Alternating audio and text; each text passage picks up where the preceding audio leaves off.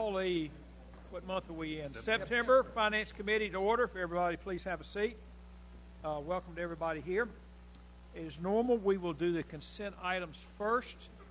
Mr. McIntosh has given me C2 and C4. Ms. Adams has given me C8 and C18. Are there any others? And C1. And C1 from Ms. Adams. Mr. Montgomery? C8. Okay, we got that one. I'm going to pull C3 and C15. Any others? If there's any left? Move for approval of the balance. We have a motion to approve the balance. Is there a second? Second. All in favor? I'm not sure what we're supposed to do here. Yeah, there we go. Okay.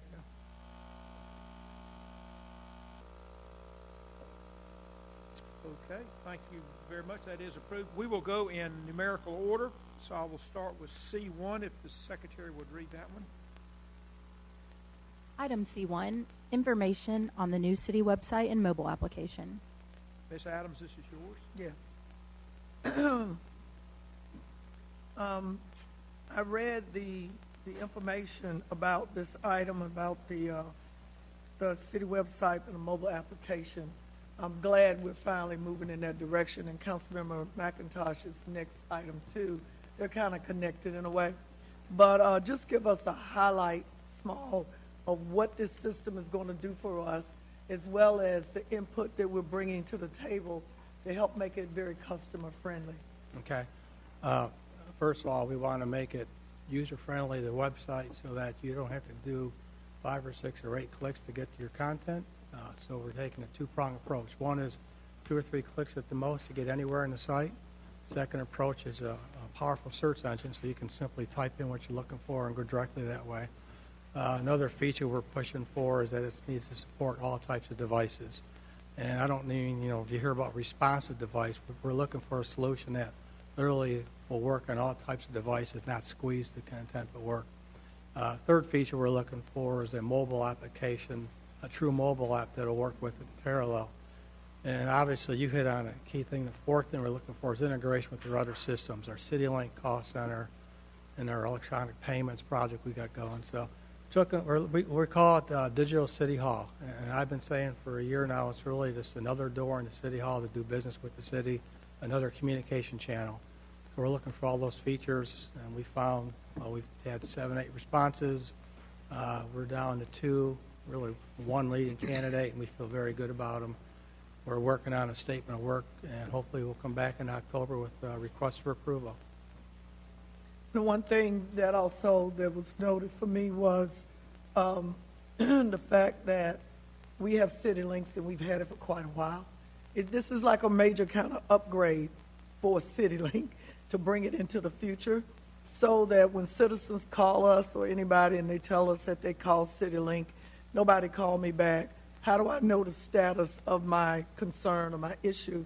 What this will do, and correct me if I'm wrong from what I've read, is that it will allow citizens to check on the statuses of their reported issue or item, basically like whether it's in the queue, pending, red, yellow, green, or something to that effect, versus just waiting on somebody to either call them back or that sort of thing. Now, you read that correctly, and when I typed it up, I was like, be careful what you're saying, but the intent is to, obviously, it ties to our new website, CSR. You can go in and reach CityLink through the web or other mechanisms. And when the call comes in, the product we're looking at, we do have a preferred vendor for that, C2. The product we're looking at, the citizen has the ability to log into a portal and see the status of the call. They can see us as staff changes the status, open, change, alter, close. The citizen can see it online. The citizen will have the ability to request notifications. We can send them text, email, different mechanisms. So it's as transparent as you just said, and that's the key to it. It's not just a solution we're dropping in Chantel's world for CityLink. It's a solution that's going to work across the organization and follow the call from the call in to the back, say backdoor operations back to Chantel. And the product we're looking at offers that visibility into it, and, as you described. Thank you so much again, City Council and the Mayor and staff. This is huge for us now. We're moving to another level of being able to be service providers as well as listeners of the citizens of Winston-Salem. And I do love the fact that we're going to get an opportunity to see the prototype launch before it goes public, and we can also give feedback as well. Thank you so much. One qualification of what you're going to see in the office site you're referring to, it's not really going to be the solution that we're picking. It's using tools to emulate that. We want to get feedback. Are we showing you too much video, not enough? Correct. But I think I wrote there's really a lot more bells and whistles in the end product that we're Correct. Thank you. Any other, Mr. McIntosh, you had a question? This is the same question I was going to ask about the next item, so you can kill two birds with one stone here. First of all, when was our current site designed? Website? Yeah. About 6 years ago. Okay. 2012 we went live. Okay. So in reality, these things are going to change. I mean, the technology and the way we use them is going to change every 5 years or so. So we should just sort of expect this to be a recurring item every 5 or 6 years because the capabilities change and what we expect out of them change. So Yeah. But now, is that accurate? First, our current product and our previous platform, they were in-house solutions, and they weren't maintained going forward. But our hope is that by picking this hosted solution, and they're a big player in the market, they're probably number one in local government. And the hope is they're going to maintain their product going forward, and we won't get hung up on this upgrades every so many years. But having been involved in several website developments for different companies and things, you can't predict the way things are going. What we're seeing on the web right now is nothing like we would have predicted 5 or 6 years ago. Right. So, I mean, this, to me, I'm okay with this, but I just think it's good for everybody to understand that we're not capable of really future-proofing this. We're going to have to react to changes in the marketplace. I think 18 months to 3 years is about as far as we can look forward. Yeah. Okay. Mr. Montgomery? Yep, just a couple comments. I actually agree and disagree with his statement in terms of the current website. When we did the current website, to go back, I critiqued the current website as not being as advanced as it could have been at the time, not taking advantage of some of the things that we could have. I'm excited about this because I think we do come up to date with current technology. The current website was an extreme step forward from what we had before, but it didn't take advantage of those things that were out there for the time, and I think this does move us closer to a part on how we really engage. The other piece is in reference to the app. Something I mentioned to the city manager in particular is around how do we make sure that the content we develop as a city, that we create as many opportunities to push that content back out to the public so that they're able to get it, whether it's stuff that we produce for TV 13, whether it's any internal information. How do we find all the avenues to make sure that that's able to get to people in ways that we're transitioning how people are consuming their information. So whether it's TV 13 integrations into mobile applications, whether it's how we're able to use push notifications back out to individuals who have mobile applications, that communication back and forth is going to be something that I think enhances how people feel, touch, and talk to local government in the long term. And as Councilman McIntosh did say, I think this is something that we'll see grow and develop over time on how people, again, talk to local government. So, Thank you. Any other questions? I was going to Ms. ask, Burke? do you have a record of how many people actually talk to use link? We do have numbers. I don't have them with me today, but we do have numbers, how many people use our website for the different categories down to, utility questions or police and fire, but I don't have it. I can provide that for you. Provide it, and I would like to know which areas most of the comments come from. Okay. But you mean like ward or, okay? Yeah. We can get that. Okay, thank you. With no other questions, can I get a motion on this, Ms. Adams? Oh, we already did. We have a motion? Yeah. No, we don't have a motion. Oh, I'm sorry, that was on the previous balance. I move for approval of C1. Second.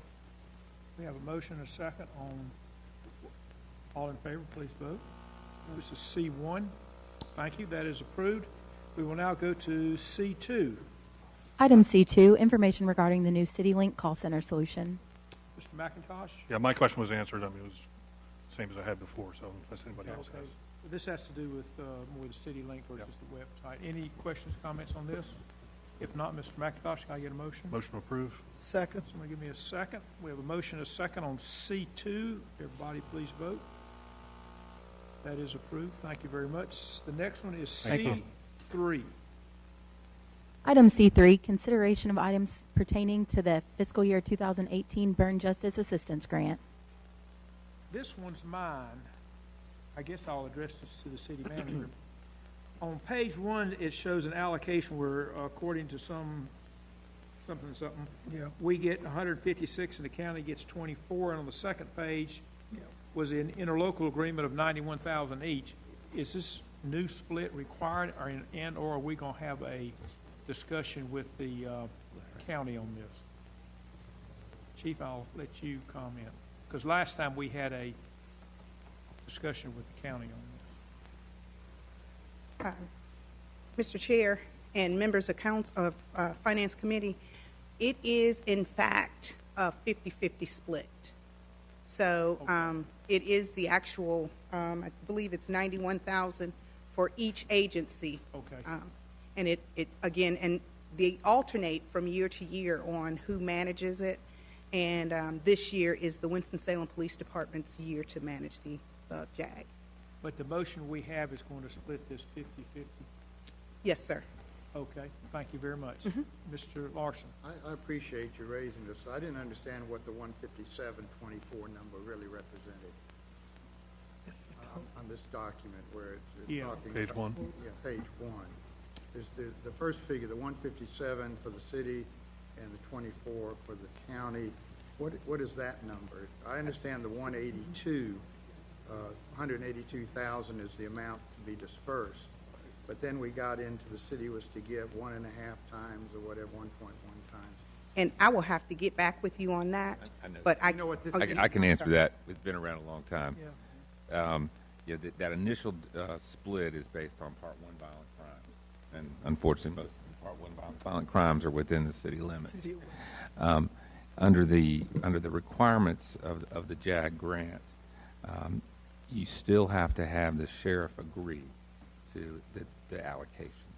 And part of the reason is because, if I remember right, because there's a disproportionate number of the sheriff's customers in his detention facility come from the city of Winston-Salem, so that they require his signature, his approval, in order to disperse the money. And so, because of that, over the years, we've had this discussion maybe 10 times. Yeah. We've come to the compromise of 50. Okay. And basically what that is if he does not agree to it, then neither agency will That's get the right. money. Yeah. So it's 50-50, just so everybody understands that, and that's in the motion. I have no other questions. Can I get a motion? Move for approval. We have a motion on C3. Do I have a second? Second. Somebody voting second. All right, we'll vote in just a second here. Yeah. All right, if everybody please vote. Did he second? Yeah, Mine didn't. you already didn't come through. Okay, that is approved. Dan, we're on consent, and we're up to C4. So far, we've pulled 2, 3, and 4. C4, please. Item C4, resolution of the City Council of the City of Winston-Salem, North Carolina, authorizing the execution and delivery of a supplemental series indenture in order to modify terms of bonds previously issued by the city. Mr. McIntosh, this is yours, and Ms. Saunders is here. Ms. Saunders, my head about exploded reading this. So, from what I read, BB&T get a preferential corporate tax treatment because they're lending money to us, a municipality. Not I exactly. got it wrong already. Okay. We issue tax-exempt bonds. Right. And there was language in the legal agreements that said if the corporate tax rate ever is reduced, then we can increase our rate. So it's not quite as advantageous for someone to hold a tax-exempt bond when the tax rate goes down. Mm-hmm. So it was just something in the legal documents. So we have just negotiated with them to decrease that rate. Got it. Okay. From the original agreement. Okay. Got it. Thank you. Okay. And we're going to save $115,000? Okay. Is that annually? Yeah. Whoa. The Finance Committee does its part to keep this property taxes down. Can I get a motion to approve this? Thank you. And a second, if somebody would please second this. Second. All right. Everybody please vote. That is approved. The next item is C8. We get there. Item C8, resolution authorizing the sale of certain city-owned property on 8th Street and 9th Street under the upset procedure, North Ward and East Ward. Miss Adams, I've got your name here. Yeah.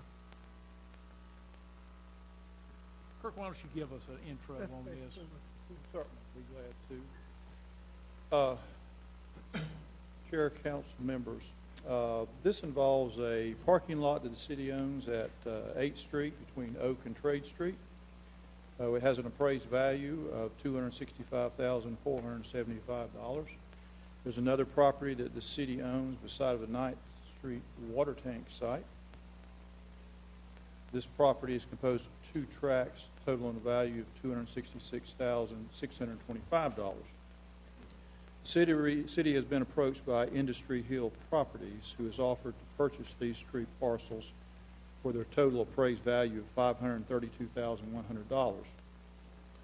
Industry Hill Properties has invested approximately $30 million in development in the northern edge of downtown Winston-Salem over the past several years, and they have an additional $3,900,000 currently under construction, and an additional $3,500,000 are planned for investment with the purchase of this city-owned property. The sale of this property is contingent upon certain conditions and restrictions that are proposed in Exhibit E. The first of those 3 restrictions in Exhibit E being that the buyer must agree to purchase at fair market value, which they have, $532,100, the subject's 15 lots as a group, and use the 15 lots in conjunction with a project that will stimulate economic development and jobs within 2,000 feet of the subject properties. And secondly, the buyer will require any subsequent purchaser of one or more of the 15 lots to adhere to the same conditions set forth herein.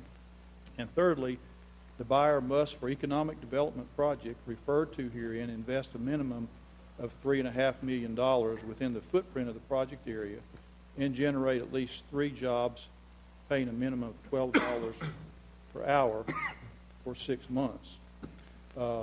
Mr. Hank Perkins, the member manager of Industry Hill Properties, is present today and can answer any further questions other than if you have any for staff.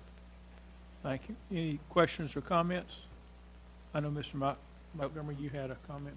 Ms. Adams? Yes, I just wanted to say that, we talk about investments in the community. A lot of people somehow, they forget about the other end of town, which is the northern side of Winston-Salem, going north out Cherry Street and East Winston, Martin Luther King, and Trade Street.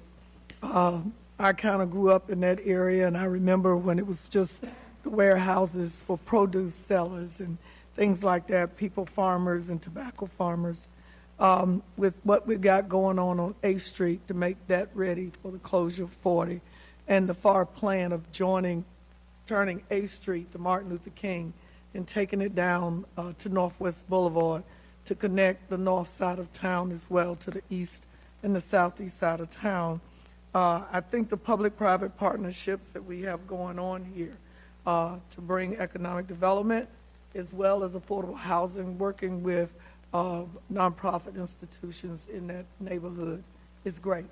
And I think, when you look at all the documentation and everything that staff and you guys have done to make this happen, again, because when you go by there, you see the new investment, and you remember when Angelo's was the place you went to get the barrels and squirrel nuts and stuff like that. But to see Wise Man and all of those other things that's going on, I want to thank Mr. Perkins, and I want to thank staff and all the other investors and all of the other businesses, the $30 million that's been invested in our city and the jobs that's been created. Thank you. Mr. Montgomery, then Mr. Montgomery, then Mr. Mack. This is a request. I have no concern about the way that the properties are being presented for sale. Anytime that we look at properties that are being sold and moved and there's additional revenue that comes in to the city, it's always a question of, well, what happens to that new revenue that comes in? And so I have a request to the committee to bring to a council recommendation that the proceeds from a sale from this property go into the Housing Finance Assistance Fund for the ability to be able to support the development of affordable housing throughout the community and throughout the city. I know that some folks on council at times have a little heartburn about setting aside funds for certain developments, but we have another item on the general agenda today around creating affordable housing in another location, and there's no clear understanding on where the funds will come from to support that type of development into the future. doing these kind of things, absent the fact that we have not created a specific and intentional revenue stream for affordable housing creation in the city, helps us to begin to set funds aside for the future development of affordable housing throughout the community. It's a simple request, and again, I know some may have some heartburn about setting aside funds outside of our normal budgeting process, but if they're set into the Housing Finance Assistance Fund, that doesn't mean that at a future date they couldn't be allocated to other needed revenues. Right. Okay. Streams. Let me, Mr. McIntosh. I'm going to go back to something, and I'm going to return to that. But the one question I have for staff about the sale was, would this impact the parking situation for public safety? And because of our districting efforts and moving cars out from there, it does not have an impact on the parking for the headquarters, which was good. Councilmember Montgomery and I had a conversation about this earlier today, and while I'm 100% behind him in funding affordable housing solutions, to me this is a precedent-setting way of doing it that I'm not in favor of. I think it could potentially put pressure on us to sell assets in order to fund certain projects. I think it could have a negative sort of impact on how we deal with city property. I'm all for the funding of the same goals, but to me this as a funding method I can't agree with. I was going to go ahead. I'll get you two then. Okay. Again, as we've said in the past 10 years, some of us have been on this council. It is quite evident, not just in Winston-Salem, but across the country, we have an affordable housing issue. And it is an issue that's not going to go away. It gets worse every day. When people are not making money, they don't have jobs, they still got to have somewhere to live. And as I've said from the beginning, and my passion, along with other council members, if we don't begin to be intentional about affordable housing, then we're just going to talk about it every time we have the budget, every time we do our strategy session. And I think now we have an opportunity to show our commitment to the citizens in our city who need this housing more than anybody at this table does. So I respect your concerns, Councilmember McIntosh, but just as we make efforts and decisions to do other initiatives and economic development and things in this community, and some of them that we all may not agree with, but when it comes to affordable housing and eradicating poverty and making the world a better place, I think right now, like we do in business, we drive a stake in the ground and we go from here. Yeah, I'm not going to be voting on this today, and I did tell the council person I need to have a little more understanding with this. But I do want to know, who is Mr. Perkins? You say he's here today. I'd like to see who Mr. Perkins is. There he is. All right. Okay. I know he's doing a lot of business with the city, but I just never met him. All right, thank you. If I could make a recommendation, if the staff could take a look at this question, and I guess maybe from the context of what have we historically done when we sell surplus properties and this, that, and the other, and maybe some more information on how we budget for housing each year. We could bring that Monday night. Yeah, or whenever. Okay. And I want to say I'm for affordable housing because I think we need to see more people who can't afford to live downtown be down in that particular area. But it's just some things I need a better understanding about. So Mr. Bessie, you got your hand up, and then I get Mr. Larson. Go ahead. Just without necessarily weighing in on whether this particular sale is the right set of proceeds to direct to housing. I also support the putting more investment into affordable housing. I would note that so long as we do not set a precedent of selling property in order to fund particular streams, that this is distinguishable in the matter of given a decision to sell the property independent of the use. We have on some other occasions directed the proceeds from certain sales to particular uses. I remember on the occasion of transferring to Salem College some park area. We put the proceeds from that, or a portion of the proceeds from that, into no wait, I'm sorry, different example. When we sold some undeveloped parkland to School system. not a legacy, but True Liant. True Line. Oh, You know, we took that's the right. proceeds and designated those for park usage in that general part of the city. So, you know, It is my intention today to separate out, and we will simply vote on the motion to sell the land, and then we will have staff come back with other information. Mr. Larson? Yeah, I think that answers my question. Two things maybe, though. These guidelines or these requirements in Exhibit E preclude an upset bid process. Is that correct? There will be no upset bid. No, there would be an upset bid There would be an process. opportunity for- Anyone upset would have to. But they would have to follow these guidelines. Second thing is, do we have a time period for implementation of the projected improvements with enhanced values that we're talking about here? Do we have some idea as to when we're going to see the improvements that are being promoted as justifying this sale? 6 months in here. Is that just We spent $3.5 million within a footprint project area. within 6 months?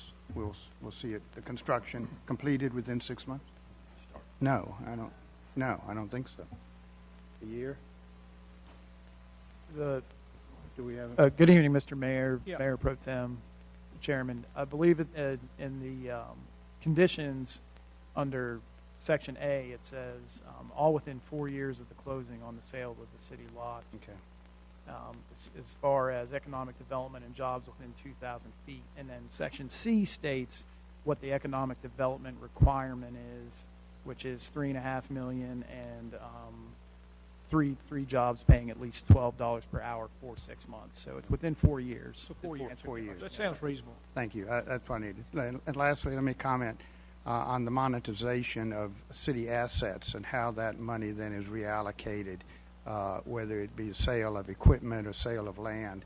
And I think we've had this discussion even since I've been on the board about how we are to channel this money. As I understand it, currently it goes back into the general fund somewhere, which then is a source of allocating money for any number of functions within the city, which hopefully would include. My concern a little bit is when you start coupling either income coming from the golf course and asking that money be allocated back to the golf course, or we start allocating money from the sale of land to the development of a particular function, whether it be purchase of other land, you begin to narrow really the ability then, I think, you begin to hinge it on the ability to generate those monies for the success of those programs. And we're not really designed to be income producing or revenue sources in these cases. So I would hate for us to start coupling the sale of land to any particular function, and perhaps remaining in the general revenue is still the best place for it. I do agree. I think we all are in agree that we've got to do something with housing. We've got to do something with job creation. We've got to do something with development. They all are linked together. And I think maybe the general revenue funds are going to be where we're going to have to ultimately look for the solution to all of that. So I'd be very cautious about targeting money right now. But I would like to understand how much money is being generated from monetization of city resources, say, in the last year or so we could get a handle about how much money is flowing in and out of us, and might be useful to think about. It is my normal opinion, but I will certainly wait for the staff report, that every year we do a budget, and we sit at this table and we decide and we only do it for 1 year, and we always just do a budget for 1 year. What are our priorities, and where do we want to spend the money that year? Now, I will say it doesn't change dramatically, but we do have different emphasis. And it is at that time that we get input from the community and everybody at this table. And that's why I tend to look at the budgeting process. Okay, what are our priorities right now, tomorrow, whatever? And I will say, come Monday, we may have different priorities depending on what happens this weekend. But for right now, that's the hurricane, by the way, if people aren't up to speed. That we did put together a budget, and we approved it in June of this year, of kind of what we want to do for the next year. And that's kind of the typical system we do. And from time to time, we do change emphasis or whatever. But we are going to take a look at it. Okay, Mr. Montgomery? Just a couple closing remarks. One, Mr. Larson, I do appreciate your comments, but if I remember sitting around this table, there was some specific requests just like mine that you made to the same finance committee to set aside proceeds and come from different areas at different times. And So- we voted him down, too. Right. So I'm just saying. So we should be on the same team. We should took him to the dark side. join together. Come so to we the light could, side. So we could actually, the three of us actually made. Well, the for the same- record, neither one of y'all on the committee. That's why. Well, the mayor wouldn't let me stay. We might change that. But just a couple things to say about it. One, I understand the conversation, and I would ask for that information by Monday, because I will still make that full request to the full council the same way that I made to the committee come Monday. And the reason being is that we talk about, yes, the budget, but within our budget we have different funds. We have mass transit funds, which go to support the transportation within this community. We look at solid waste funds that go to support our sanitation, particularly in terms of how we dispose of our trash, our garbage. We have different funds to help support different areas, our sewer and water fees. And all of those funds have a specific mechanism on how we fund those annually to be able to take care of our annual challenges and issues. When it comes to housing, we do not have an annual mechanism to put funds consistently in there, but we talk annually about our housing needs. And to me, if we don't have a consistent method to fund that, we cannot be truly committed to ensuring that we have affordable housing in this community. And when we pass up the opportunities to do so, I don't think that we're not totally genuine long term in that commitment. Once we put something in place to consistently fund that, I don't think I would have the same request. But until that time, every time we have an opportunity to set funds aside to support affordable housing, I think I'll be living up to the commitment that I made to make sure that we look out for affordable housing in this community. Okay. Can I get a motion Mr. Chairman, on? comment. Oh, excuse me. I'm sorry, Mr. No, Taylor. it's quite all right. I want to just take a moment and say a couple of words. We've heard it said many times that insanity is doing the same thing over and over again, expecting different results. I think that we have to decide what kind of city we want to be. There are people who are concerned about gentrification. There are people who are concerned about lack of workforce and affordable housing. Now, we could take the normal process of deciding this year after year during the budget process, or we could recognize that there is an issue in this city, and we can work to do something innovative to address that issue. I am a fan of earmarks. I've come before this committee before. I've requested time and time again to earmark certain funds that come from the Southeast Ward and put that money back into the Southeast Ward to improve the quality of life. Because I don't want to have that fight every single time, once a year during the budget time. I think Mr. Montgomery's proposal is fairly decent.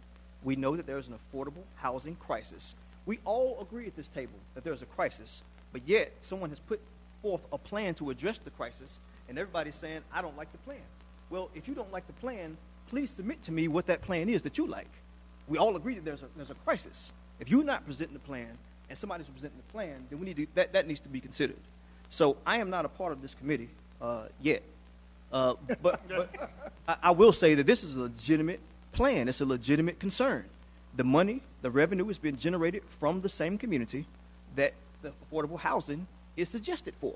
And for us to just move over that time and time again, I think we're doing ourselves a disservice. Is there an affordable housing crisis? Yes or no? The answer is yes. Now, I'm not sold on whether there's a gentrification crisis. I think the stage is set for it. Crystal Towers is an example of that. There's a lot of people screaming gentrification. We hadn't seen it. Let's be real about that. But the stage is set for it.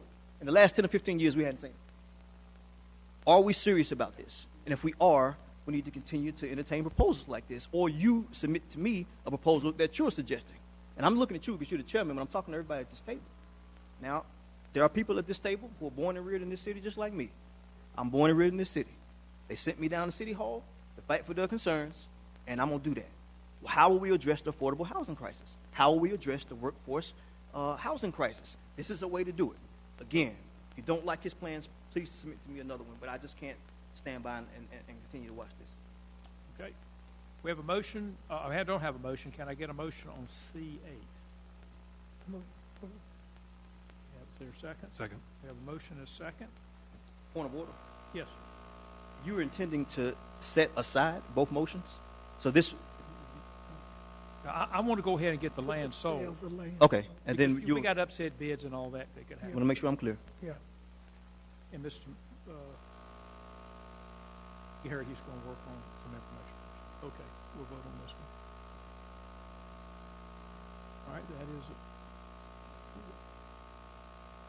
Everybody do something? I'm abstaining, that's what I'm doing. Okay. All right. I would say, just as a general comment, there's no designated money for police or fire.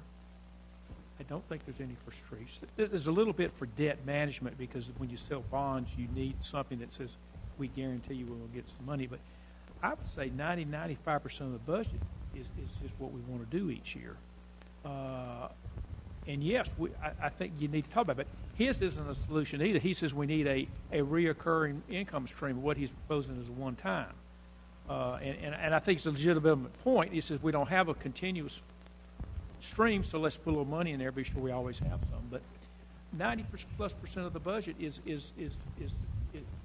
is approved each year based on the opinion of 8 people up here. Mr. Chairman, with all due respect, the categories that you named, worthwhile, but we aren't having crisis in those categories. We're having an affordable and workforce housing crisis. We didn't fund them, but anyway. But we do, so that's a moot point.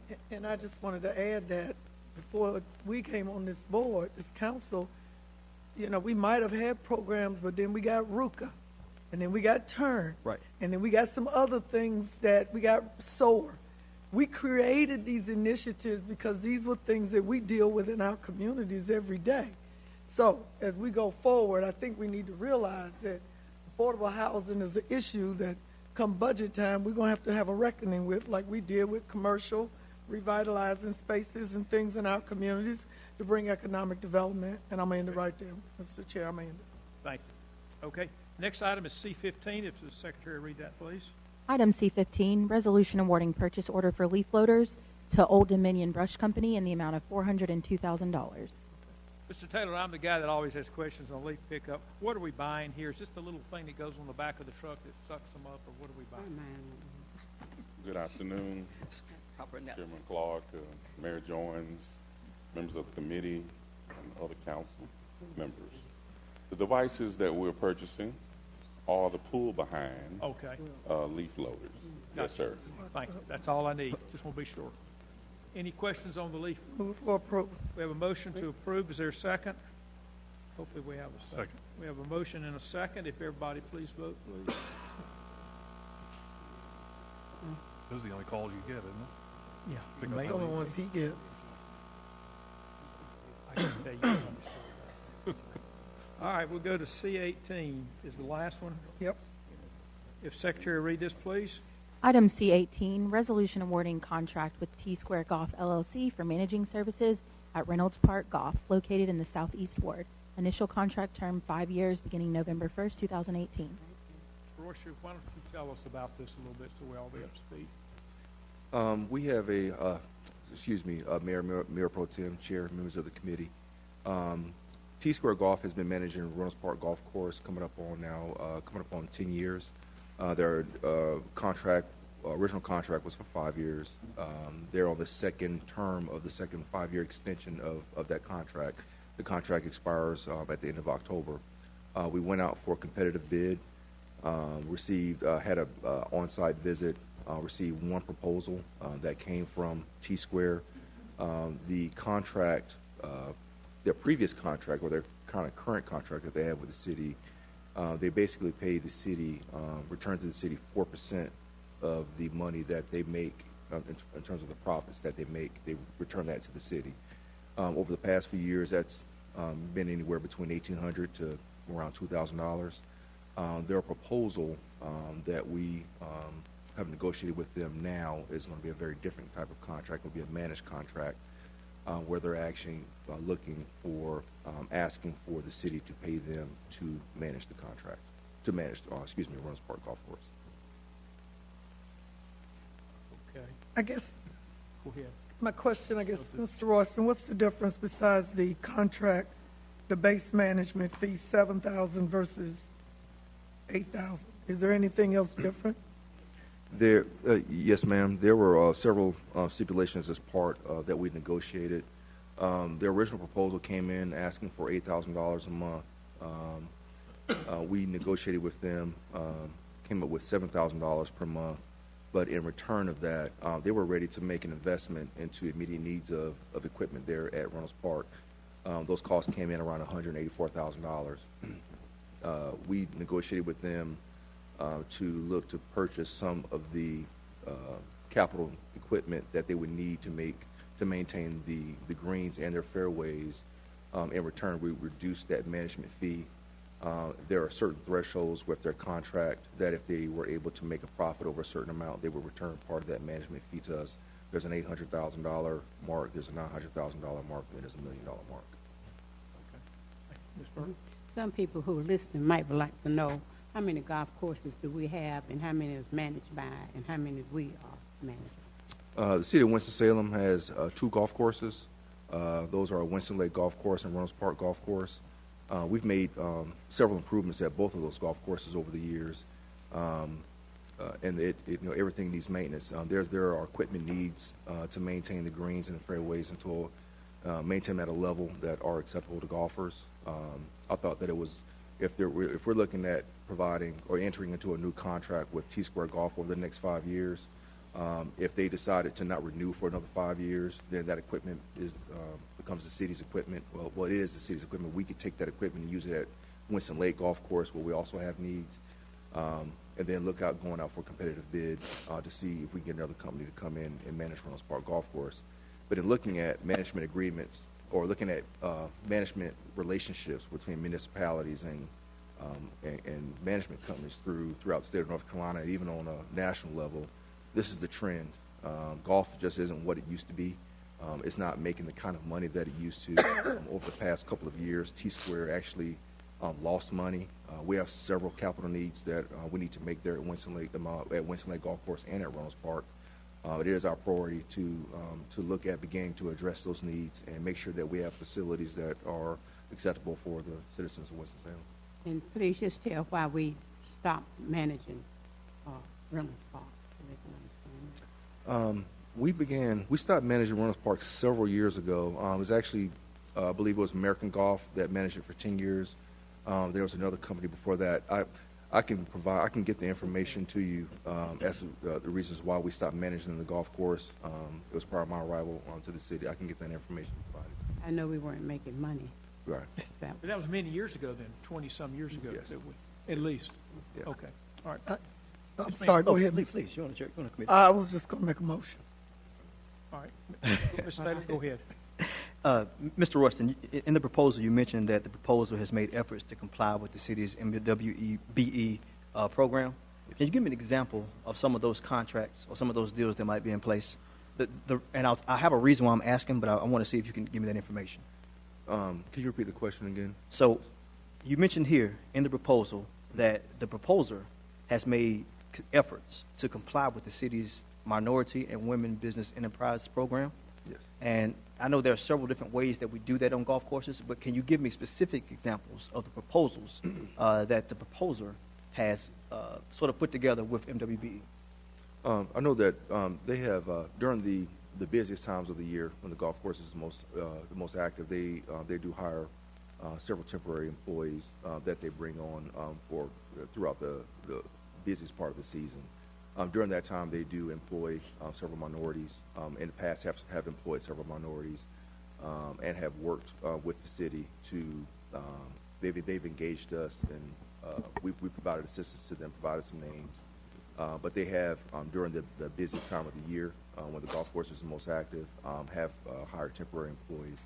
I do not believe that they have any full-time employees that are minority. I would defer to Harold to provide that makeup to you, but they do during the summer hire minorities just like we do at Winston Lake Golf Course to provide help at the golf course. And the reason I brought that up, if I may, Mr. Chairman, that Winston Lake Golf Course, we all know, presides in a predominantly African American community, and the fact of the matter is sometimes it gets lost in translation.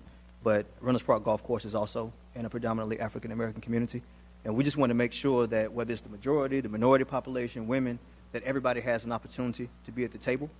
So, Mr. Harold, I'd be happy to be able to work with you to try to figure out if some people who actually live in the community can put together proposals to be able to work at the golf course and provide some sort of subcontracting opportunities. I think that'll be great for all parties.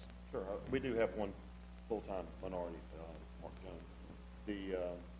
I'm up for anybody to help me find good help, to help me do my job better. I'm all for it. Can you give your name and address for the record, please? Harold Kincaid, and I'm the president of T-Square Golf. Okay, thank you. Thank you. Okay. Thank you, Mr. Ross. I have Yes, a ma'am. Ms. question. Burke, You got a have question. one, you said, minority, how many majorities do you have employed there? Full-time, about 7 or 8 altogether. And then we go, we are seasonal, so we do cut back in certain times. And I guess what the councilperson looked at too, that investment was made by all taxpayers. And that's not an investment that, I feel that investment should show when we do things for citizens and their business people, they should show that they're concerned about minority input. And I would like to know when you start doing differently, to please give us a report. And I hope that since the councilperson brought it up, then you work hard with Mr. Day to make sure he's committed to do what we feel is right and fair. Thank you. I would say that traditionally, we haven't seen a lot of, I guess diversity is the word in golf, or in the PGA of America and in golf course superintendents. And that's an area that both are needing to try to build on. I know probably the next president of the PGA will be a woman, Susie Whaley. So I think things are changing, but in the golf industry, honestly, it's been slow. It's been too slow. Thank you. Thank you, Mr. McIntosh. I've always considered golf a good walk spoiled, and it appears that it's getting to be a more expensive walk spoiled. Only having one bidder always bothers me, and I'm not saying anything against your company, but like we did with the street sweepers, did we evaluate bringing this in-house and look at costs? Can we do that going forward? I'm not saying that we need to do this before accepting this, but what would it cost us to manage this internally versus going to a contractor? We asked all proposers to submit financial information in terms of what it would cost to operate the facility. T-Square, there are no city employees that work there at T-Square. We do share a space or have a space that's provided to them for golf course storage and maintenance. But if the city were to come in, we would have to purchase all of the equipment that's needed to manage the golf course because we don't have any there. That just estimates from what I've seen. It's going to be somewhere around $600,000 to $700,000. Then you're looking with staff, salaries, benefits, somewhere around $324,000, $350,000 to have the staff there year round to maintain it. There will be additional costs associated with managing the concessions, but we looked at that as an option as part of the negotiation. We looked at all those things, Councilmember, and right now that's usually what it in a ballpark area. That's what it costs to operate Winston Lake Golf Course, and so we would look at what those needs are there and seeing what it would take there to provide those same services and staff, equipment at Reynolds Park. Thank you. Thank you. All right. Can I get a motion on this, please? Move. Ms. Burke, is Yeah. the first motion. Do we have a second? Somebody pushed the I button. already thought I did. Hang on a minute. There we go. Mr. Chair, Yeah, go ahead. just in terms of all in golfing, I just wanted to, I know Councilman Burke, Taylor, and others have gotten calls in the past about the maintenance and upkeep at Winston Lake Golf Course, and on the agenda, you all have already moved forward with an item that speaks specifically to the enhancing the quality of management at that facility. So some of the concerns that we've heard, even down at the council meetings, should go very far to help, again, to make sure that those issues are addressed. Just wanted to, since we were there, to mention that. Okay, thank you. All right. That is approved. Thank you. That finishes consent. We have 3 items on the general agenda. And what time am I supposed to be finished by? 6 o'clock. Okay, we'll just start with G1. It's a good idea. Item G1, resolution authorizing financial assistance to Front Street Capital, located in the East Ward, in the amount of $522,725. Ms. Rao, you going to present this? Yes. You Chairman have the Clark. floor, sir. Good afternoon, Chairman Clark, Mayor Joines, Mayor Pro Tem Burke, and members of the City Council. I am pinch hitting for Mr. Raleigh this afternoon. His wife and he have welcomed a new addition to their family. We're very excited about it. So, Here, here. I'm going to try to work my way through this item. I trust you'll be back tomorrow. Give the rest of the week off, please. So the item before you all is basically a follow-up to an information item that Mr. Raleigh presented last month. This is an action item authorizing financial assistance to Front Street Capital for the redevelopment of the building 23-1 Bailey South and Morris Building, properties located in Wake Forest Innovation Quarter.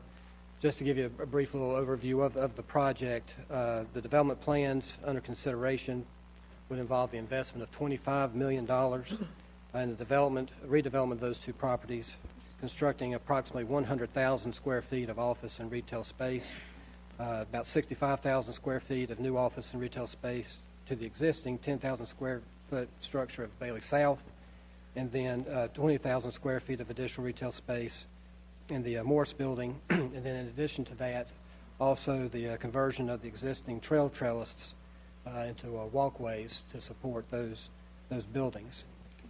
Parking is a key component to the viability of this project, and so there are two components to the request. One is for the Front Street to enter into an agreement with the city that would make available up to 180 spaces in the 4th and Church parking deck to support the development. Approximately 130 of those spaces currently are used for parking for city vehicles, and so those spaces would be reserved exclusively for the use of the development. And then the remaining 50 spaces would be extended, what we call hunting licenses for future development. What do you mean by hunting license?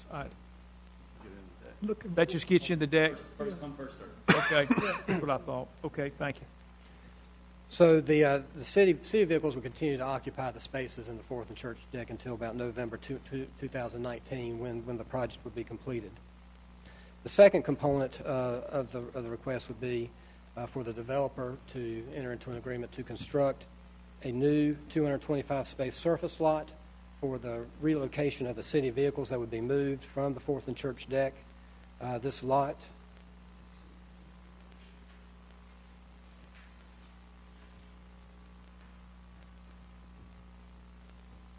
is located just south of Business 40. You can barely see it there. It's in the kind of highlighted area there, just south of Business 40 in the Wake Forest Innovation Quarter. Okay, it's not currently a lot. It's just a vacant property. It's just vacant property at this point. Okay. Yes, sir. The lot would be owned by WFIQ and leased to the city for a length of time until the city acquires a long-term parking option. So the proposal is to use the new revenue, the increment from the $25 million investment in Wake Forest Innovation Quarter, to use 50% of that increment to construct this 225-space surface lot for city vehicles. Right now, I think there's a verbal agreement with the Innovation Quarter to provide this lot for a 3-year period until the project is complete and the city can secure a more long-term parking option. I wanted to briefly share with you the project analysis for this project.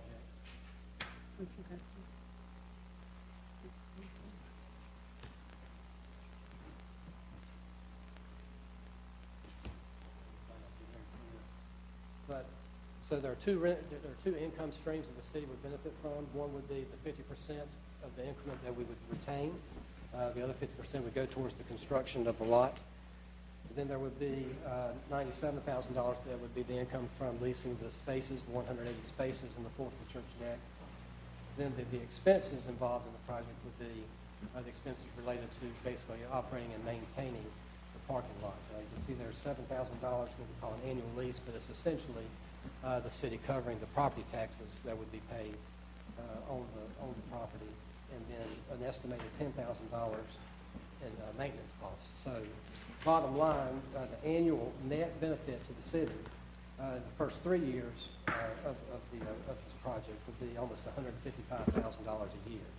And then once the city will no longer need use of the surface lot, then the net benefit would be closer to $172,000. So over the 7-year period that the city would be providing the increment to Front Street Capital, the total benefit to the city would be almost $1.2 million. And Coleman team is here if you have any specific questions about the redevelopment of Bailey South or the Morris Building in the Innovation Quarter. Mr. Ralph, before you sit down, are there any questions for staff? Mr. McIntosh? to think about the parking, we're going to get an additional $97,000 in revenue from the spaces that we're currently occupying in 4th and Church. We're not paying ourselves for. That's a plus. And that over a 5-year period is $485,000. So we're going to be paying a little bit more to build this than what we're going to receive in revenue. Is that about right? Not counting the taxes. Not counting taxes, right. So the delta is not a huge number. Right. The total real money, assistance is a little over $522,000 over the 7-year period. Right. Okay. Thank you. Any other questions, Mr. Montgomery? One of the points made, Councilmember McIntosh made reference to the additional revenue, because that was one of the questions I asked last month in terms of what revenue will be produced by actually leasing it out. And the other was a question that I had, and staff gave back the answer to that, which doesn't make it a viable option. That was the goal was to accommodate parking for city employees who have city vehicles. One of the questions I asked staff was, well, can they take them home and that eliminate the need? But that creates a several $100,000 expense annually to the city. What was that number? That's correct. We estimate based on a certain amount of mileage that the employees would drive back and forth to work each day, but it would be over $300,000 annually. Right. So that was just a thought in terms of, well, do we have to spend the money? Can they take them home? And so that's an annual expense. So that wasn't option. So it's still, again, at the end of the day, with additional revenue that comes in from the parking fees on top of the additional tax, we still are coming out decent, even though that's not there. And the other question is, do we have, I know it said verbal agreement with Innovation Quarter, a verbal agreement on what with Innovation Quarter? Is it a verbal agreement that for $1 we're going to have the space, a verbal agreement that? The availability of the lot for 3 years. Availability how? Like, so at our expense, beyond building on it, what does that mean? Well, I believe it means the numbers that you see here. So basically what it means is we're... Name and address, please, for you. Coleman Team, 206 West 4th Street. Thank you. What it means is Innovation Board's not going to have to come out of pocket to give us the availability of this land. And they said you just can't have it in perpetuity. So 3 years was a reasonable time frame both between staff and the Innovation Quarter. So the agreement is they'll make the land available, we'll use the money to build the parking lot, and they're not going to be responsible for the maintenance burden of it going forward, which is going to be minimal. That was the agreement. So, but with we said we're leasing it, so is there, my big question is there a fee to lease it back from them? They're making it available, are we paying on top of building it? We don't have a written agreement, but my understanding for talking to them is it's, as Coleman just said, it's the out-of-pocket costs, which would be any maintenance, any lighting, and taxes, because then they have to pay taxes, everything in the agreement. So that's where that small number comes, but that's it. There's no advantage to the Innovation Quarter. I just make sure we're not. It's supposed to be revenue neutral. Okay. Ms. Team, is there anything you would like to offer? Pardon? Is there anything you would like to offer?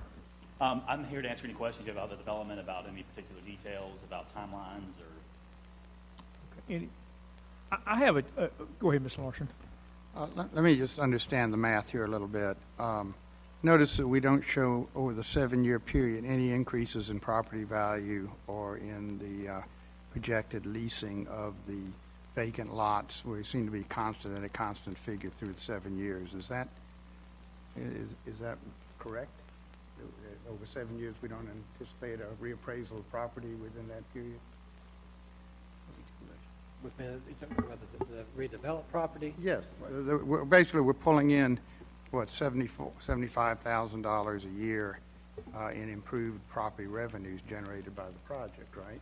Is that what that top line means? Well, the top line would be the net revenue the city would realize. It's not the total. For property tax revenue generated by annual net property tax revenues generated by the project, $74,675. That figure is constant for a 7-year period.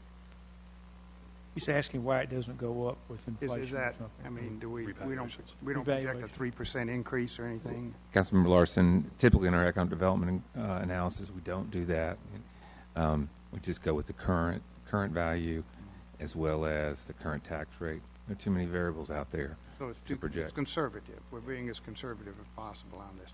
And so we're going to spend $7,000 a year in surface lot rental. Is that correct? And then $10,000 in maintaining that lot. That's what this chart means. And who pays for building the lot? Who pays for paving and grading and The increment, Yeah. the 50% of the increment will be used to construct the lot. But the developer's building the lot. We are going to build the lot, and Yeah. basically it's going to be our portion of what would be coming to us in the form of a TIF. Yeah. Is instead of it coming to us, it's going to go to the construction of that parking lot. Yeah. Yes. Okay.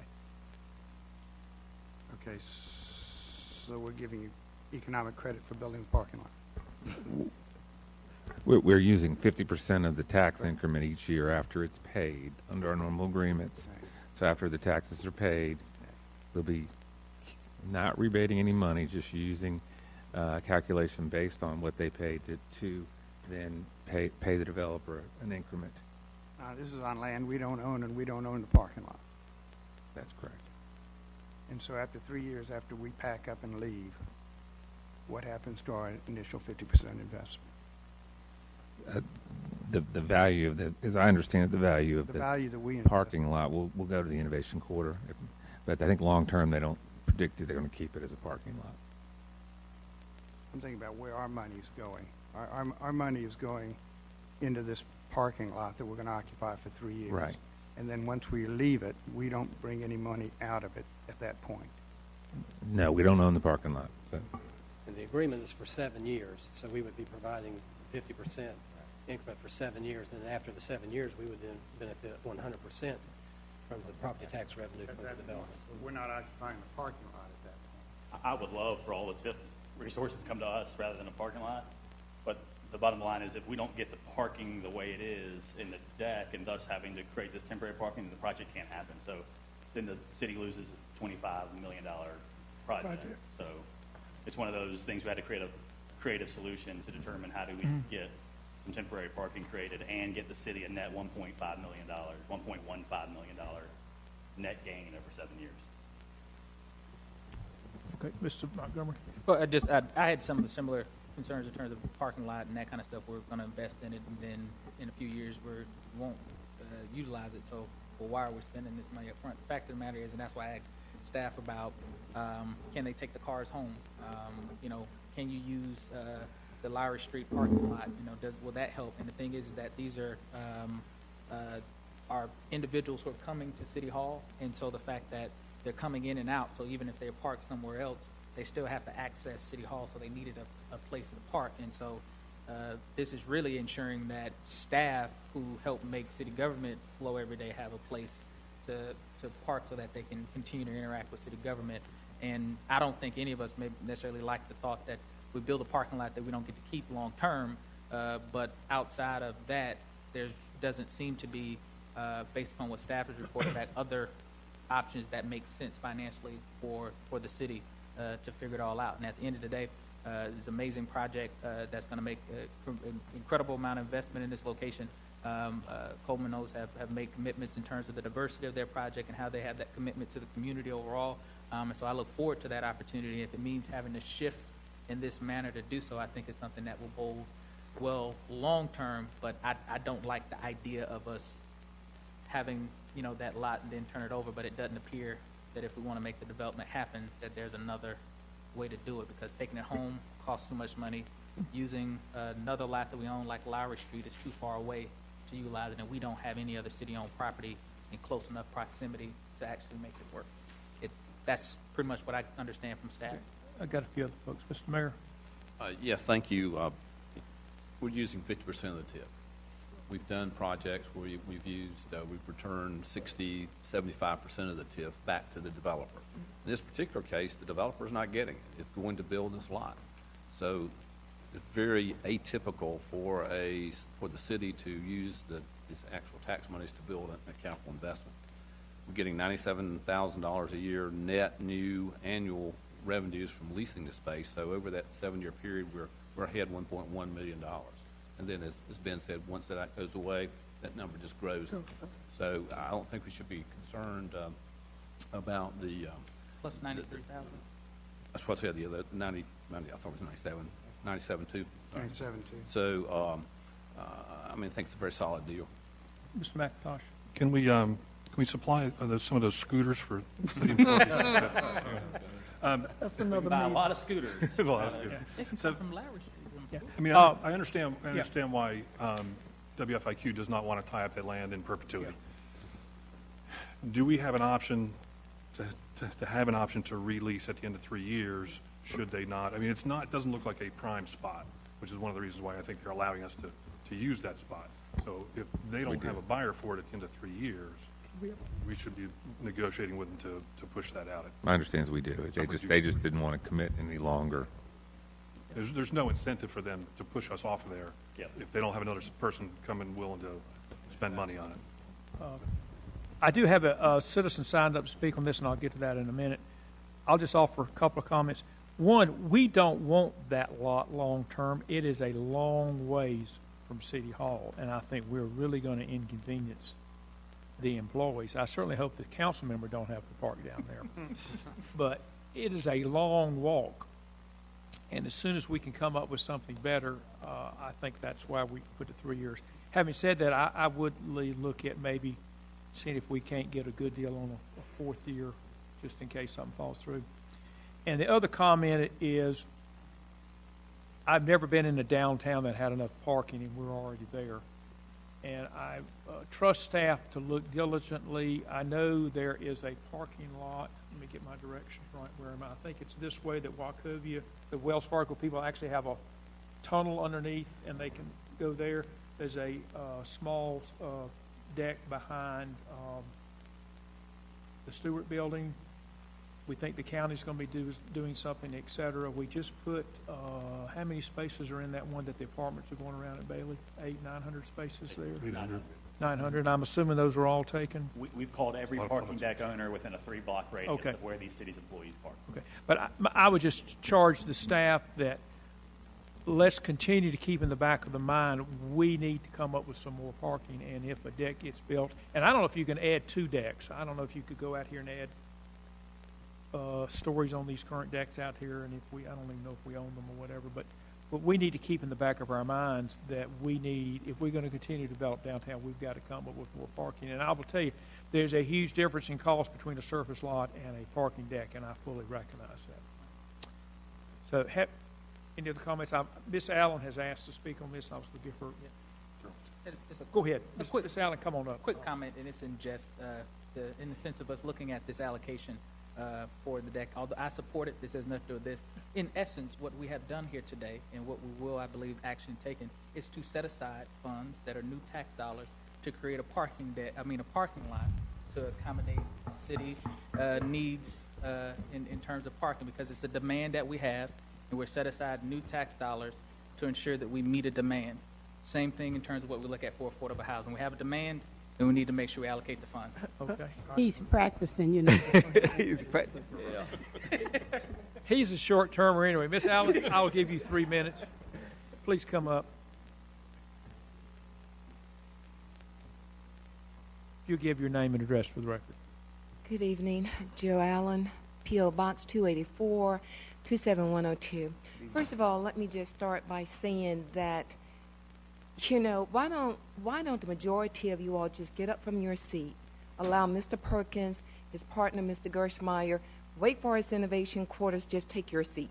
Because what you all have done, not all of you, but the majority of you all who were elected to represent the people of Winston-Salem, you all fight more and harder for what's going on, more so than for the people of Winston-Salem. That's what you all do. Here I am listening. First of all, we give money to Wake Forest Innovation Quarters to turn around for Bailey Park a few years ago, to turn around to sell part of it, you know, for all of this. And you all sit back like it's all great, like you all have really done something great, and you have not. And the reason I say that is because Mr. Hank Perkins have given, along with his partner, all of you all, with the exception of Mr. Clark and Mr. Lawson, money towards your campaign. So technically, none of you all, except for Mr. Clark and Mr. Lawson, should be voting on anything, because it is a conflict of interest. But you all fight so hard and call it economic development. What you all have done is sold out the people in Winston-Salem. There's one thing to say, yes, we are looking forward to building up downtown. I don't have a problem with progress. What I have a problem with is the fact that you all sit here every meeting. What's the purpose? Why not just get up and let them come and take your seats? They probably would do a better job. And that goes for the mayor, that goes for Mr. McIntosh, that goes for Mr. Montgomery. And then you all want to talk about we need to come up with a plan for affordable housing? Am I shaking my head or what? This is ridiculous what I'm hearing here. All I ask is this, one more thing. If you have taken money from these individuals, then that's more than a conflict of interest, okay? That's more than a conflict of interest. What I suggest is that maybe you all need to take a step back and reanalyze how you do business in this city, other than every time someone come along and they want 10 lots here, you know, American Bank over here, the Golden Mutual building over here, the police precinct on Walltown, the police precinct on 5th Street. Come on, people. If you can't do things correctly, then why are you all sitting in this seat? Thank you. Thank you, Ms. Allen. Is there anyone else that would like to speak on this in the public? How long are we going to listen to this? Go ahead. My fault. Well, I do have a public. Yes, sir. Good afternoon. Give your name and address for the record, please. Yusef Stubbs, 17506, Winston-Salem, North Carolina. Again, I'd just like to keep in mind to you all who you have taken an oath to. You've taken it to the Constitution of North Carolina. Every week. This is all I have to keep people in remembrance of. Again, Winston-Salem is being sold bit by bit, piece by piece. Just like in America, everything is for sale. I mean, you can look it up, the Supreme Court cases and everything about it. So what I'm saying up here is not something that's just coming by the wind. But we cannot talk about historical communities. We cannot sit up here and talking about we got to do something about poverty. We cannot sit up here and talk about we got to do something about affordable housing when we have set the tone. Prove me wrong, you have not set the tone for the term you have been here. You've been here over 10 years, as even Dee Dee has stated. You cannot make the decisions that's being made and then for years make it seem like we're going to just plug a little hole in. Let's put some safe seal in there or something. When that's only a pin to the problem. That's a pin to the problem. The mayor has made it known over MLK that as a mayor, he's against gentrification. What does that say for him personally? People who are part of the finance committee are doing more, who are doing less talking than those who are not a part of the finance committee. What is the need of the committee? In the name of the people, what did you take your oath to? You have to check yourselves. We can sit up here and play games all day. You've taken your oath to the Constitution of North Carolina. Please keep that in mind. No statute, no city ordinance overtakes what it speaks about the people in the state constitution. Again, keep that in mind. As you set up here and play games, more people who are not a part of the committee have swindled out more influence, privated out more influence than those who are sitting here. Again, you want affordable housing? As Mr. Taylor has stated, the stage has been set for gentrification. It has been set. It's called the master's plan. Thank you. Thanks, sir. Can I get a motion on G1? Motion to approve. Have a motion. Do we have a second? Second. We have a motion second on G1. Please vote. Well, Mr. Yeah. Chair, Yeah. by statute, all economic development plans come for public hearing at council, correct? Yes. Okay. Yeah, I may have erred there, but we'll. Right. Point of order. Yeah. 15 seconds. How long will we allow candidates for office to come to the podium, make hurling accusations against these committees and this council and their employees? The candidates and their employees, this cannot continue to be a way of life. Now, I'm all for citizens coming and speaking. Every single week, candidates and their employees come and make these accusations, and something must be done about it. Absolutely. All right, thank you. And also talking about how people talk to each other. Now, years ago, when we had citizens who did not speak as they should, we had someone to come to make sure we would be taking care of our public safety from the public safety department. Now, when people come down to talk, and I had a conversation with the city manager about this, when children are looking at government, it appears that it's okay for people to talk, but it's the manner in which they talk to us. Thank you. And the tone of the voice. Now, you're lucky sitting here that nobody said anything. You go to some of these other cities and some of these other states, they don't allow that.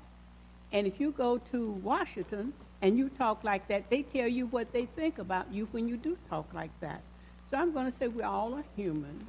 We want to be civil in how we communicate. And we sit here and we listen to things that are not always true. Now, I'm going to give Mr. Perkins the $1,000 that he gave me back. I paid for my own campaign. I told folks, don't raise no money for me that last campaign. I paid for myself. But I don't want anyone to think that $1,000 could buy a decision that I would do. And he will get his $1,000 back. He just hadn't gotten it yet. And when I first got that money, I had the treasurer never says anything about what's coming in. And she said, someone has given $1,000 for your campaign. So I asked her to call the attorney to see was that legal. And the attorney said, yes, that was legal. But I do not want this on my record. Not what Ms. Allen says makes a difference in what I do. It was a decision that I had already said I would do. I told the treasurer, I said, my money is my money. So I will give the $1,000 back to Mr. Perkins. His gesture is very nice. Because campaigns do need money to run on. Thank you, Ms. Burke. Has everyone voted? Yeah. I have had a chance to vote. Yeah. Hang on a minute. That does pass. And Mr. Team, I want to thank you for your confidence and investment in Winston-Salem and look forward to working with you on other projects. We're excited. Thank you all for your support. Thank you very much. Miss, I need to say one other thing. Yes, ma'am. If we had not done anything in the area where we have the Wake Forest Innovation Quarter, it would have been a dead area. So if we are on this council, we are the ones who make the decision, and if there are some people who think they know more than we know, then they should run and take these seats. They do. And do the job, because the public will determine who they want to sit in the seat. And for certain things to be said, if you look at where the dash, if we had listened to some people, there would have been a hole over there. If we looked at downtown where we had our factories, if we had not done anything, it would have been a dead area. And so everything that I have voted for and done, I feel good about it. I have no problems with it because we're in a competitive world. And if we don't get the business here, other cities will get the business. And we'll just be a town, not even a city anymore. So I'm pleased when developers come in and want to do business. Our lawyers, our attorneys, they look at it carefully, and everything we do is legal and permitted. Thank you, Ms. Burke. Ms. Garman, you're standing up there. I'm not sure why, but I'm going to give you the floor. Just to make a point of clarification. Okay. This, the Front Street property project is a downtown development project, so it's not subject to a public hearing. Okay. Based upon 168-458.3. Thank you. Thank you. I'm assuming everybody's voted. Have we done that one? Okay, sorry. We'll now go to G2. And by the way, I'm supposed to be finished in 10 minutes. We're going to do our best. G2, Mr. Rao, you're back up. Item G2, resolution authorizing financial assistance to Peters Creek Community Initiative for the development of Peters Creek Apartments in the amount of $600,000 located in the Southwest Ward. Again, this item is a follow-up to an information item that Mr. Raleigh presented to the Finance Committee last month. This is a resolution approving financial assistance to the Peters Creek Community Initiative for the redevelopment of the Budget Inn property, which is located at the southwest corner of Peters Creek Parkway and Academy Street. The Peters Creek Community Initiative of the Shalom Project is collaborating with the North Carolina Housing Foundation and the National Development Council on this project, which would involve the redevelopment of the site into a mixed-use project with approximately 60 residential units and approximately 4,000 square feet of community facility space. There are two phases to the financing for this. The first phase would involve securing the funding for the purchase of the property and preparing it for new construction. And then the second phase would involve developing a financing strategy to seek low-income housing tax credits that are available through the North Carolina Housing Finance Agency on a competitive basis. The estimated cost of the property is $1.2 million. The Peters Creek Community Initiative Steering Committee is seeking assistance from the city to cover half of that cost, of $600,000. The information item that was presented last month had identified three funding sources from the city, and there has been a change in what staff is proposing. So what was proposing today would be $200,000 from 2014 Economic Development General Obligation Bonds, $100,000 from Revitalizing Urban Commercial Area, or RUCA, funds, and then $300,000 from the Housing Finance Assistance Fund. The proposal that was brought forward last month had suggested 2018 housing development bonds, but I think after reconsidering, staff would propose an existing funding source like the Housing Finance Assistance Fund. We could repay ourselves from the 2018 housing bonds if they're approved, but the $600,000 that we're proposing or presenting today would come from existing funding sources. Any provision of city funds would be contingent upon the Peters Creek Community Initiative securing all the remaining funds needed to complete the acquisition of property, in addition to demolishing the existing structures. And we do have representatives here from the Peters Creek Community Initiative Steering Committee if you have any specific questions. Okay. Any questions from anyone on the table here? Mr. Montgomery. You said you'll be using the which fund? The Housing Finance Assistance Fund. Okay. And is there currently a source to regenerate new funds into the Housing Finance Assistance Fund once we use these dollars? There is a small amount of recurring interest income and loan repayments. You knew that was coming, didn't you? You said a small amount, but it wouldn't replace these funds in whole. Not on an annual basis. Not on an annual basis. But if we allocated this dollars from a potential sale, it could replace. So I rest my case. Yes. Mr. Larson? Are these 60 units basically for affordable housing, subsidized housing? Yeah, workforce housing. So that would help our housing situation. Yeah. Any other question? I do have a few. Mr. Rao, it would be nice if I could get, and you can get it for Monday night, what the balances are in these three funds and how much is in there less what we're going to take out, just kind of where we are. I can provide that right now. Number two, do you know where the county stands on their side of it? My understanding is that the county did consider this last Thursday in closed session. They did not approve any funding. Okay. Thirdly, fourthly, whatever, I have heard, although I don't know if it's written in here, that if we did this, the county would actually have first lien on the property, in which case we would be in second position even though we're going in as partners. I have a concern with that. And that would only come into play if, for some reason, the project fell through and we have this piece of land. So depending on what the county does, I think we ought to be partners on it. And that's really tied to my last item is we don't want the hotel and the land. We just want the land. So my question is, what is the appraised value of the property? And what would it, and by the way, if you don't have it, I'll take a good stab. I know you may not have time to get an appraisal. What it would cost to tear the hotels down, because the fact that there is a hotel on it, or a motel I guess it is a liability to us. We would prefer the land to be vacant. Now, if I was in the hotel business, I might want the hotel there, but for us, it's a liability. So my question is really, what's the land worth? And it gets back to, and I know Mr. Carpenter's here and some other folks, if the next phase, which is getting the North Carolina Housing Authority, or whoever it is, to come up with some funds. If that fell through, we're stuck with a piece of land.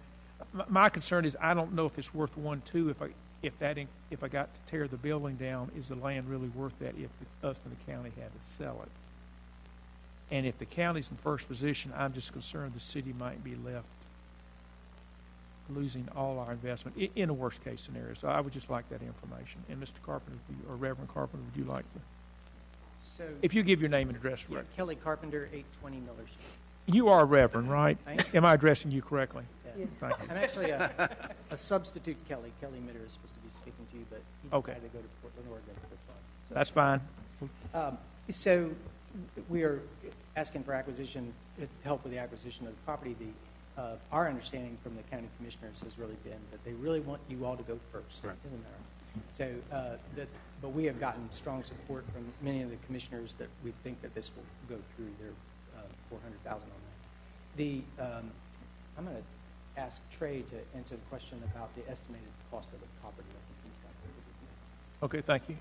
And sir, if you'll give your name and address for the record. William H. Red III, 1834 Wake Forest Road. Thank you, sir. And in regards to the property appraisal question, we're currently using the figures from the tax assessors.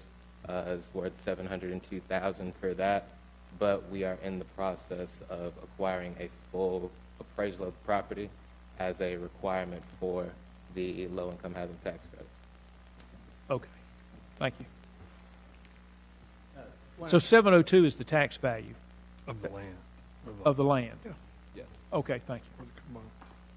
So another just note of consideration, we have a strong commitment from a private foundation of up to $200,000 to be used, as well as in addition to the funds for this, both for acquisition as well as for the demolition. Okay, thank you. Mr. McIntosh has his hand up. I wanted to ask Mr. Baldwin a question about valuation. The way that this property, I think, would be appraised would be the highest and best use for this would be with the building gone. So an appraisal would probably take into account the value of the site. If you give your name and value address of the current site minus the demolition. Lou Baldwin, 2217 Westover Drive. So you're asking, is it worth more with the hotel there than without the hotel there? I would think it would be worth more without the hotel there, with the current condition or the condition for the past 30 years of the hotel. And I would also take into account that there's a $5 million car dealership under construction next door, which would certainly raise the value of the adjacent property that's on a corner. How much land is there? On the 600 Peter Street Parkway, approximately 3.28. I feel pretty good about the 1.2 number.